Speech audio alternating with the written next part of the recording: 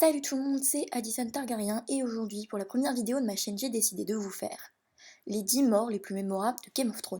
Alors bien sûr, quand je parle de mémorables, je parle évidemment donc, de ces morts qui nous ont vraiment marqués, des morts un peu trop sanglantes, ou encore des morts où on était extrêmement content que cette personne soit morte.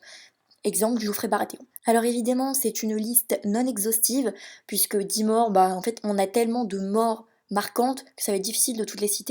Numéro 10, la mort de Jon Snow. Alors attends. Je l'ai mis aussi bas dans le classement parce que sa mort, même si elle est choquante, on va pas se mentir, on savait qu'il allait ressusciter. Enfin, la plupart des gens le savaient. Donc, je l'ai mis très très bas dans le classement. Ensuite, je l'ai quand même mis dans le classement parce que sa mort est quand même choquante. Il s'est fait tuer par, de 1, un petit garçon qui l'a sauvé, de 2, par ses compagnons d'armes alors qu'il essayait juste de faire de son mieux. Donc, moi, personnellement, ça m'a foutu un peu les boules, comme à peu près tout le monde. Et quand j'ai vu, je me suis dit, attends, ils vont le tuer là, c'est normal quoi. Et puis après, c'est vrai que moi j'ai pas été spoilée, mais je sais que la plupart des gens savaient déjà qu'il allait ressusciter. Déjà, je pense que ce qui m'a le plus choqué, c'est que ce soit Oli, le petit garçon qui l'aimait tant, qui lui a fait le coup fatal. Moi, je crois que ça m'a tué de voir qu'un si petit mignon garçon tue Jon Snow. Puis regardez comment il supplie de pas le faire et lui il le fait quand même. Enfin, ça m'a tué. Surtout ces moments-là. For the watch. Pour la garde. À mon avis, c'est surtout parce que t'es pas content parce qu'il a fait rentrer des sauvageons. Mais je dis ça. Hein. Numéro 9, la mort de Eddard Stark. Eddard Stark fut la première vraie mort qu'on a vue, c'est-à-dire la mort qui nous a vraiment touchés, parce que je veux dire, la mort de Robert Baratheon, tout le monde s'en fout. Et franchement aussi, c'est une mort qui m'a choquée vraiment, parce que jusqu'à la fin, on pensait qu'il allait survivre, qu'il allait avoir un truc, et non. Donc même quand Eddard Stark décide de faire un sacrifice, de sacrifier son honneur pour sa famille, pour que sa fille ne voit pas le tragique événement, et lui là, le bip de nouveau roi, là, le Geoffrey Lannister en plus, et il comprend pas ça et il le tue quand même parce qu'il, soi-disant, s'il le tue pas, il donnerait le mauvais exemple et tout le monde pourrait contester son pouvoir. Je veux dire, si un mec a autant de confiance en lui, c'est que ça doit pas être un super bon roi. En attendant, la mort d'Eddard Stark a été vraiment la pire puisque elle fait partie des premières qu'on a vues et aussi celle qui nous a marqué parce que jusqu'à la fin on pensait qu'il allait vivre et en fait, non. Numéro 8, la mort de Shireen Baratheon. Alors c'est pas vraiment une mort extrêmement choquante en soi pour nous, mais moi j'adorais ce personnage, je la trouvais vraiment très très mignonne. Et ce de bip de Stannis que j'aimais quand même beaucoup aussi, a tué sa fille de sang-froid, comme ça, sans problème. Donc, même si elle fait pas partie des grandes morts, des grands personnages, elle fait quand même, enfin, sa mort est quand même horrible. Son père l'a fait brûler sur un bûcher, alors que tout ce qu'elle voulait, c'était l'aider. Et ça, je me souviendrai. Avant, j'adorais, oui, c'est très bizarre, avant, j'adorais Dame Mélisandre. Et c'est comme ça que j'ai commencé à de moins en moins l'aimer. Parce que la princesse Chirine, pour moi, elle était vraiment genre géniale, généreuse, gentille. En plus, c'était la pote de Sœur Davos, donc bon. Et elle voulait l'aider, et de bon gré, elle aurait fait tout ce qu'elle aurait pu, et elle s'est fait juste brûler comme on brûle une esclave ou une sorcière. Et ça, j'étais... Oh, ça m'a vraiment beaucoup choquée. Donc vous me direz ce que vous en pensez. Surtout, c'est hyper dur quoi de voir sa fille brûler, pour la mère comme pour le père. Surtout Dame Mélisandre, elle ne voit, enfin la femme rouge quoi, elle ne dit rien, elle ne fait rien, elle a même pas l'air triste du tout. Alors la princesse Chirine, je pense au bout d'un moment quand elle a vu le bûcher, elle a compris, mais voilà, ça reste quand même une horrible mort.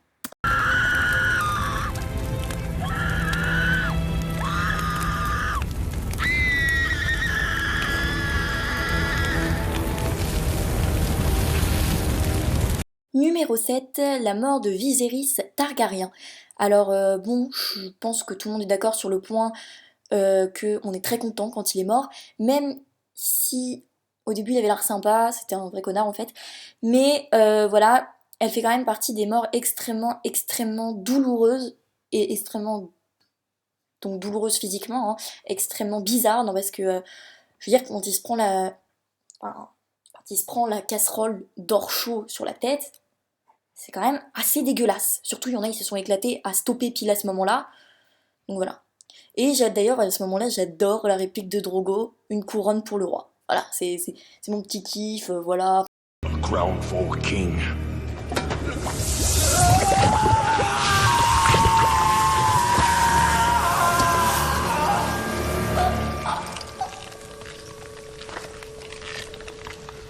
Numéro 6, la mort de Lisa Harin. Donc on a été tous très contents de sa mort parce qu'au bout d'un moment on se posait des questions. Et donc elle est morte quand même, enfin quand on pense ça devait pas être mort extrêmement cool. Donc voilà, j'ai pas grand chose à ajouter, juste que j'adore la réplique de Bellish. I have only loved one woman. Only one. My entire life.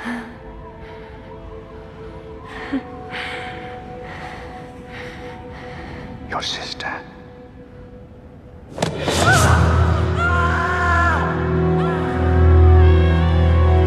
Numéro 5, la mort de Hodor. Elle fait partie des morts, je pense, les plus tristes, parce qu'il s'est genre sacrifié, Hodor. Et donc, en fait, on voit dans cette mort, en fait, Hodor, petit, en train de mourir, quoi, et en train de garder la porte. Donc voilà.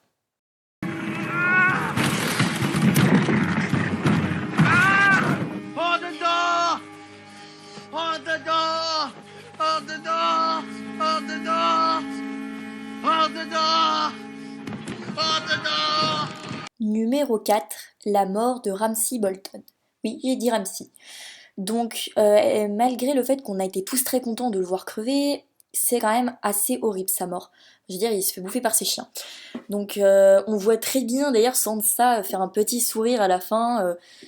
Donc, regarder Ramsay mourir, se faire genre carrément dévorer. Par ailleurs, les réalisateurs de la série avaient dit que la mort de Ramsay Bolton devait être beaucoup plus hardcore et qu'ils ont décidé de la faire plus soft pour éviter que le public soit trop chaud.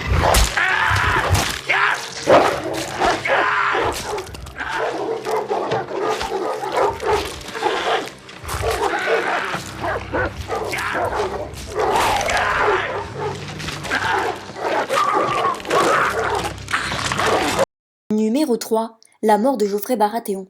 Même si là aussi on a été extrêmement content de le voir crever, faut quand même dire que sa mort était assez violente.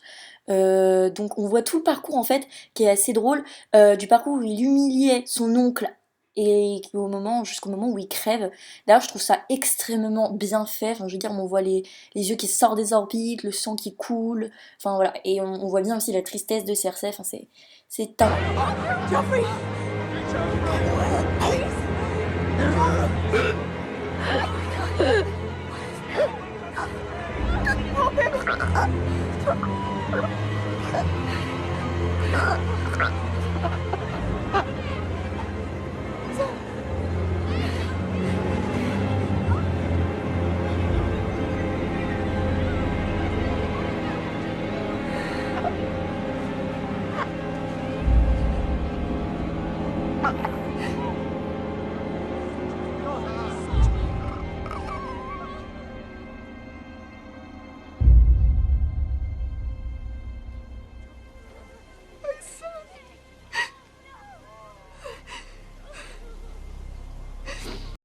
Numéro 2, les noces pourpres.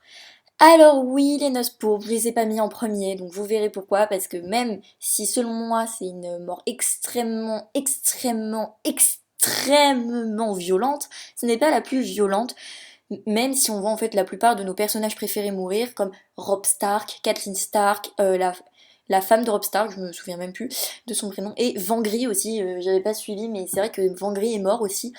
Et j'adore la musique, et vraiment c'est un moment très très beau, mais en fait on est passé du moment le plus cool au monde à un moment genre carrément horrible. Donc je vais vous laisser apprécier quand même.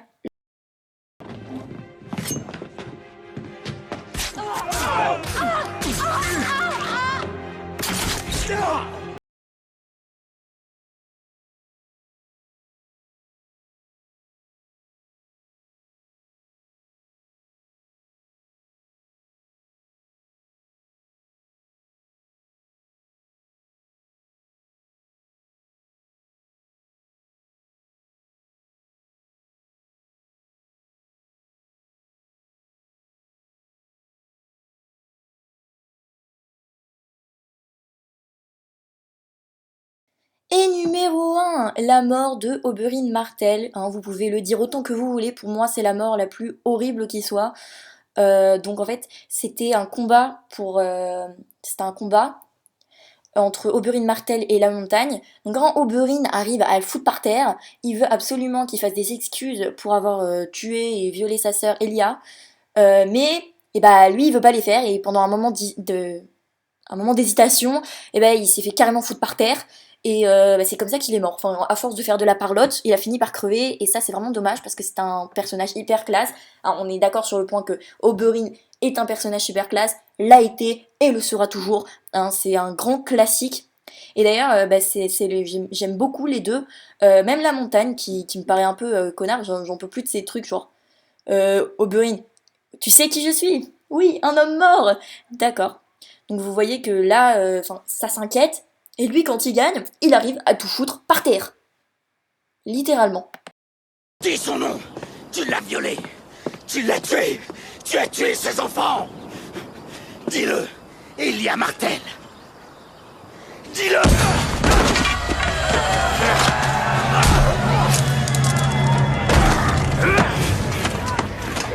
Elia Martell. J'ai tué ses enfants. Je l'ai violé. Et j'ai écrabouillé sa tête comme ça.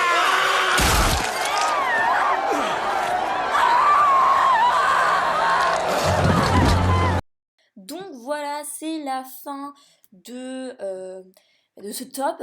Et donc, j'espère qu'il vous aura plu. Moi, personnellement, c'était vraiment les morts qui m'ont marqué de plus en plus, en fait. Donc voilà, dites en commentaire si vous avez trouvé que certaines morts étaient un peu surclassées par rapport à d'autres ou sous-classées, enfin ça dépend. Donc, et on termine sur la joyeuse note de Daenerys. Donc, salut!